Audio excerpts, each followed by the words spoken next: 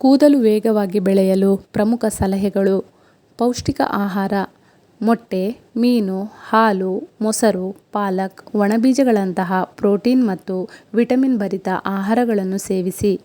ನಿಯಮಿತ ಮಸಾಜ್: ತೆಂಗಿನ ಎಣ್ಣೆ, ಬೇವಿನ ಎಣ್ಣೆ ಅಥವಾ ಆಲಿವ್ ಎಣ್ಣೆಯಿಂದ ವಾರಕ್ಕೆ 2-3 ಬಾರಿ ನೆತ್ತಿಯನ್ನು ಮಸಾಜ್ ಮಾಡುವುದರಿಂದ ರಕ್ತ ಪರಿಚಲನೆ ಹೆಚ್ಚಾಗಿ ಕೂದಲು ಬೆಳೆಯುತ್ತದೆ. ಮನೆಮದ್ದುಗಳು: ದಾಸವಾಳ: ದಾಸವಾಳದ ಎಲೆ ಮತ್ತು ಹೂವಿನ ಪೇಸ್ಟ್ ಕೂದಲಿಗೆ ಪೋಷಣೆ ನೀಡುತ್ತದೆ.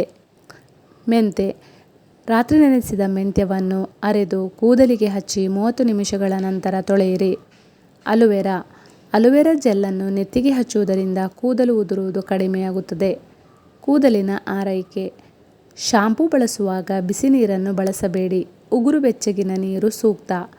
ಕೂದಲು ಒದ್ದೆಯಾಗಿದ್ದಾಗ ಬಾಚಬೇಡಿ, ಇದರಿಂದ ಕೂದಲು ಬೇಗ ಒಡೆಯುತ್ತದೆ. ರಾಸಾಯನಿಕ ಉತ್ಪನ್ನಗಳನ್ನು ಕಡಿಮೆ ಮಾಡಿ.